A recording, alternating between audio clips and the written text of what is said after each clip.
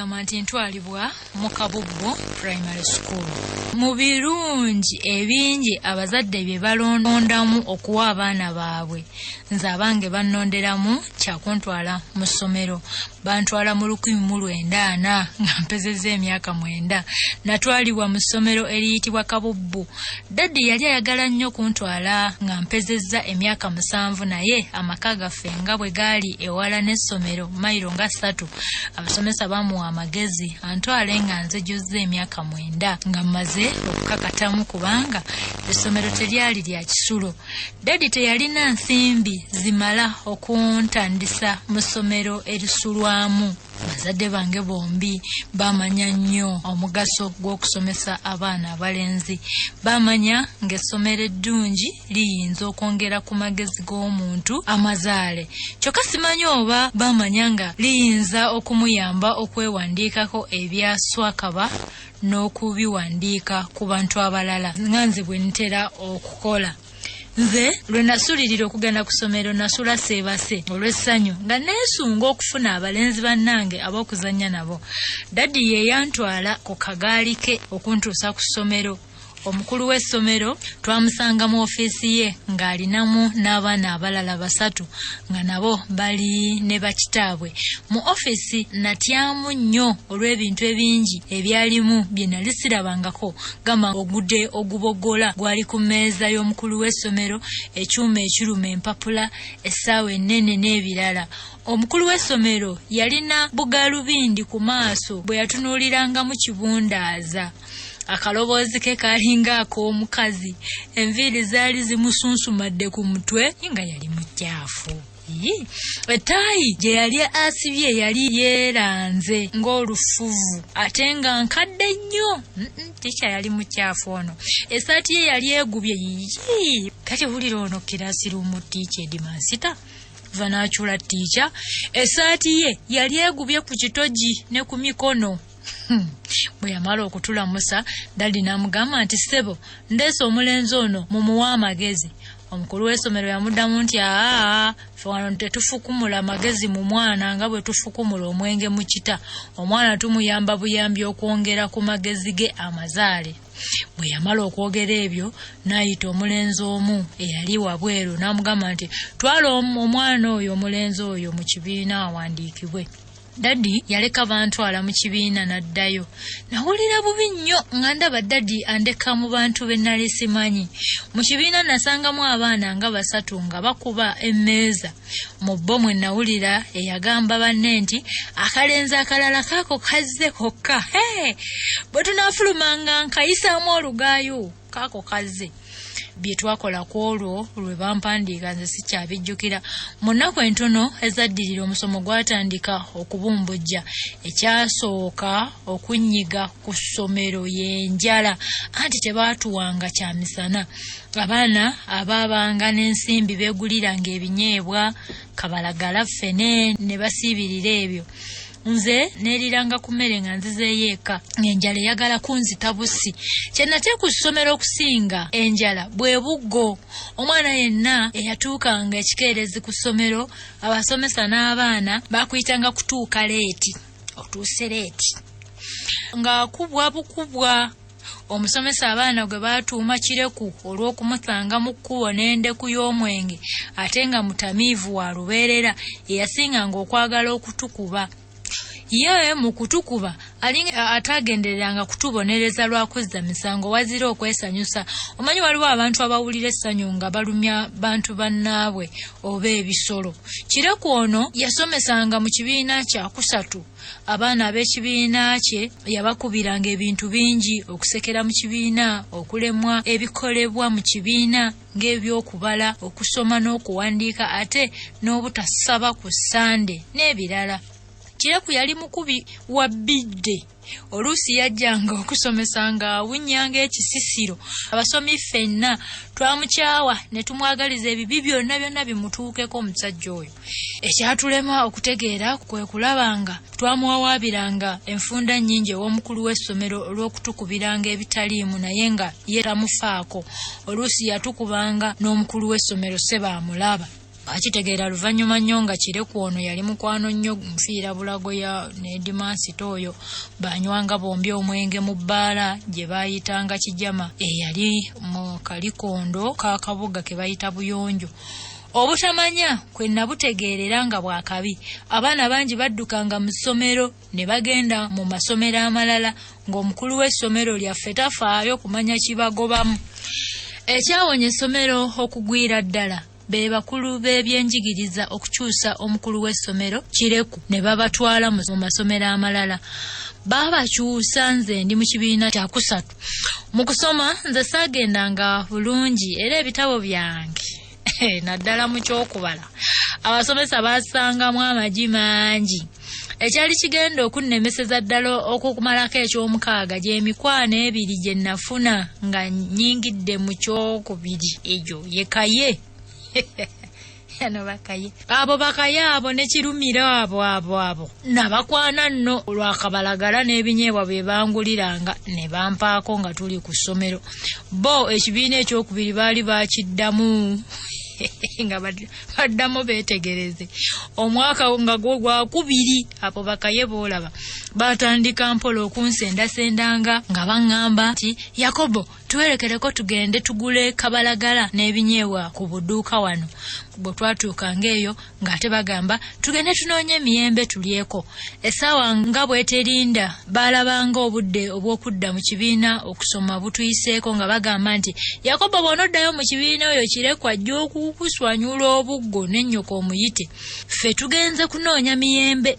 Bwe nawulira okuswabula obuggo oyo Kireku waakakooyo nga nange mbagoberera nga tugenda nga tunoonya emiyembe eyo mu kyalo.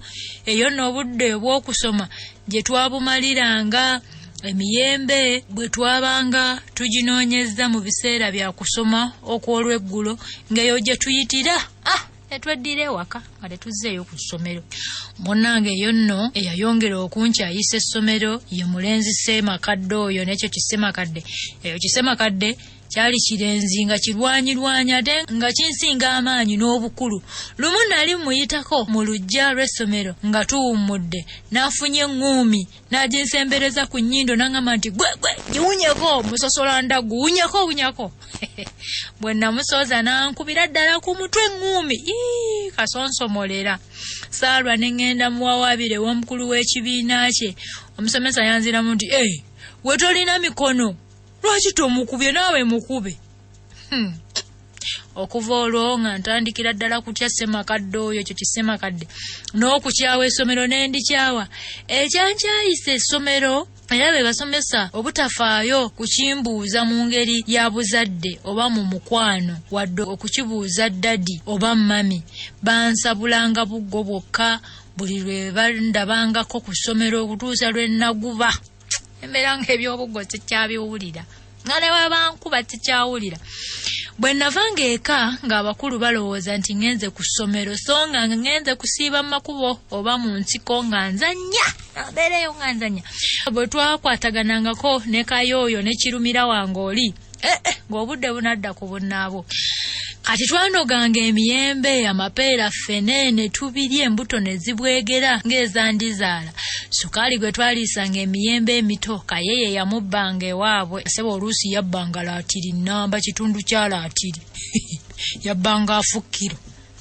Lwe tubadde n'ensimbi okugula kabalagala oba amandaazi nga nabyo tuusa mu mbuto. Waliwo lwe nakuba empiiyi n'ensuza ddadi ne mami nga batunula ne bambuuza ekindwazizza olubuto. Nabaddamu nti ku ssomero wabaddeyo abagenyi abakulu nange be bampadde ku binnonoggo bye bafumbidde abagenyi nange n'endya. Lumu nava eka nga njolekedde essomero ne ŋŋenda nga nnyimirira buli wantu. Puli ataagala genda ku ssomero. Bwe natuuka ku ttale nensanga akalenzi kalwancwende nga kalunda ennyana. Nali nkayitako ne nkagamba nti gwe kalenzi gwe nkukutte ekigwo. Banage mbabuulire ku nsi kuno tekuli ayagala kunyoomebwa mu ngeri yonna kubanga newankubadde Ssemakadde yali anfudde envaaze ku ssomero naye lwancwende sayagala nkube ntiisa. Ne mugamba nti jangu. Bwe naalemererwa naata. Ebyo nno nabyogera bwe mpanda obulusulusu mu ngalo. Jangu kulage. bwe twamala okuyisinganya n'ayagala okwewalaawala n'amusika mangu ne mutuusa mu kifuba kyange ne mutema ekkoligo byotalabanga. Bwe nawulira nga musobola bulungi ne nnoonya akafo aw'okumwalirira. Yagenda okulaba ng'ali ku ddimwa nga n'enkoona enywedde. Nagenda okuwulira ng'akaaba ayi maawe ekyana ky'omuganda kyanyita. Kirikaata. Bwe yava wansi ne mugamba nti jangu tuddingane nkuddemu. Yansiramu nti ennyana zijja kwonoona mu ndimiro z'abandi ndeka. Kati bwe yamala okwogera ebyo nze ne nkwata amakubo gange ne ŋŋenda. Kati bwe bagamba nti omukwano guva mu ngabo. Mu nnaku ezaddirira bwe namusanga ng'oyo lwankiwenda ng'alunda ennyana nga mpita ne tumala okuzannyamu. Yampanga ne ku mirondo gye yabanga asimye n'endyako. Ate ne twongera okusima emirala fembi nga mu ssomero sigenda. Bwe yazzanga ennyana mu kiwongole nga tugenda ne tukuba gogolo. Kaye n'ekirumira bwe baatusanganga nga tukuba gogolo oyo nga tukuba gogolo. Y'abaana abatuddawo mumanyi gogolo. Ng'olwo tukubira ddala gogolo obudde zibi nga buziba nga ku ssomero tetugenze. Lwali lumu omusajja omukulu eyayitibwanga Kikomeko n'atuyita nga tulunda ennyana za Lwencwende. Kikomeko yali mukwano nnyo gwa ddadi. Bwe yakomawo okuva gye yali agenze yasanga ate tuzze ku gogolo tukuba. Yatuyitako ng'atatulabye n'agenda ewuwe. Ewuwe yawunyawo buwunya n'ajja ewaffe. Yasanga nange nakatuuka nga ndi ku mmere gye baali banterekedde. Ate nze asiiba enjala ku ssomero. Olwamala okumulamusa n'agamba ddadi nti omwana waffe ono ajja kwonooneka. Asiiba n'abalaalo ng'alunda nte nakukuba gogolo. Ddadi bwe yambuuza ebyokulunda ente n'okukuba gogolo ne mbyegaana ne mugamba nti ddadi nze buli lunaku mbeera ku ssomero nga nsoma. Ate kale nsobola ntya okudda mu nte okulunda? Kikomeko kye yava amugamba nti mugamba akulaga empale gy'abaddemu. Empale bwe nagireeta nga tebalabako ttaka. Fulo ye yakantyabira n'agamba ddadi nti alinayo endala gy'akwese mu buliri. Ddadi teyalwa n'agiggyayo. Yagenda okugitunulako nga ttaka eriryoko limalawo ddebe ery'amazzi ddamba okulyozaamu. Kyeyava ngamba nti enkya nze ja kukutwala ku ssomero abasomesa bantegeeze oba ng'otuukayo. Munnange enkeera twabukeereza nkokola nga tugenda ku ssomero na ddadi. Bwe twatuuka mu ofiisi y'omukulu w'essomero ddadi n'amubuuza ebifa ku kusoma kwange. Ko omukulu w'essomero nti ebifa ku kusoma kw'omwana oyo omusomesa w'ekibiina mwali asinga okubimanya. Kamuwandiikira mpeereza ekitabo mwayitira abaana ndabe obunyiikivu oba obugayaavu bw'omwana wo. Munnange olutabo omwayitirwanga amannya baalutuusa mangu olutabo.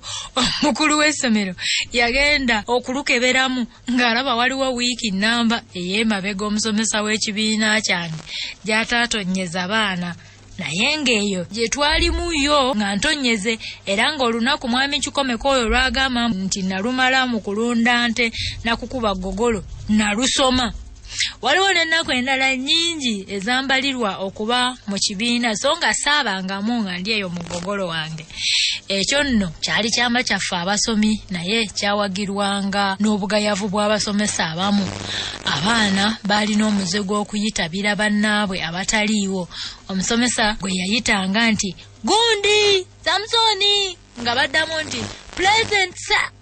Abasomesa abamu tebaafangayo kutunula ku mwana oba Samusoni yayitabye. Kasaye yawuliranga pulezenti sa ng'agenda mu maaso kuyita mulala.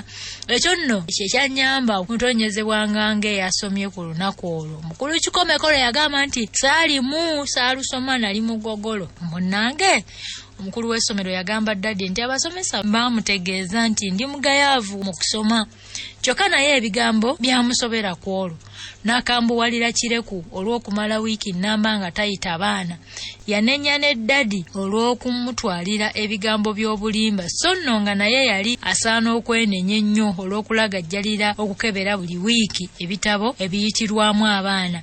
Ne ddadi gwamusinga obutakolagana n'abasomesa naddala omukulu w'essomero n'ow'ekibiina mwe nnali abaali bateekwa okumutegeeza buli kiseera ebifa ku kusoma kwange. Singa buli omu ku bo yali akoze omulimu gwe obuzibu tebwandituuseewo anti agali awamu ge galuma ennyama. Bwe twadda eka twasanga ssenga Mangalita Nakku addira ddala ku Daddy azze okutulabako. Ekiro ekyo Daddy ne ssenga lwe baateesa ne bakkiriziganya okunzija mu Kabubbu bantwale mu ssomero eddala eriyitibwa Mirembe. Baalaba nga nsaana okusoma nga nsula kumpi n'essomero. Baavumbula era ng'essomero mwe nnali lyalimu abasomesa abagayaavu bangi ate nga nabo balabira ku mukulu w'essomero. Ssenga ye yasooka n'okuleeta ekirowoozo ky'okuntwala ewuwe nsomenga nga nva mu maka ge kubanga gaali mu bbanga lya kitundu kya mayiro okuva ku ssomero.